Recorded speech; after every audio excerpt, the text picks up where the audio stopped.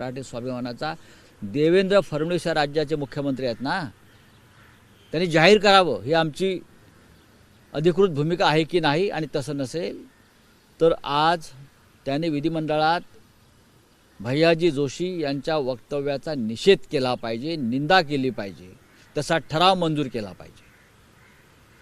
महाराष्ट्राचा अपमान तुमच्या तोंडावर कुठे आहेत ते तुमचे माननीय बाळासाहेब ठाकरे यांचे विचारांचे वारसदार जे सत्तेमध्ये बसलेले आहेत ना, मिंधे, ज्या माननीय बाळासाहेबांनी मराठी भाषेसाठी आपलं आयुष्य मराठी माणसासाठी लावलं, पणाला लावलं आम्ही सगळ्यांनी, आणि ते आज जे विचारवाहक बसलेले आहेत विचारवाहक, त्यांनी हिम्मत असेल ना त्यांच्यामध्ये, त्यांनी भैयाजी जोशींचा आज निषेध करावा।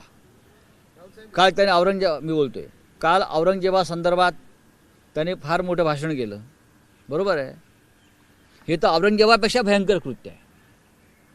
ज्या छत्रपती शिवाजी राजांनी महाराष्ट्रात त्यांच्या स्वराज्यामध्ये मराठी भाषेला स्थान दिलं, शब्दकोश तयार केला मराठी, हे औरंगजेबापेक्षा भयंकर कृत्य आहे की मराठी तुमची भाषा नाही सांगणं। हे एकनाथ शिंदे यांनी, अजित पवारांनी उभं राहून आज भैयाजी जोशी आणि राष्ट्रीय स्वयंसेवक संघाच्या या भूमिकेचा तीव्र शब्दात धिक्कार केला पाहिजे, ही शिवसेनेची आमच्या भूमिका आहे। शिवसेना युबीटी भैयाजी जोशी यांना संयुक्त महाराष्ट्राच्या लढ्याचा इतिहास किंवा त्याची प्रत आठवण म्हणून पाठवून देणार का? आठवण करण्याची गरजच नाही त्यांना।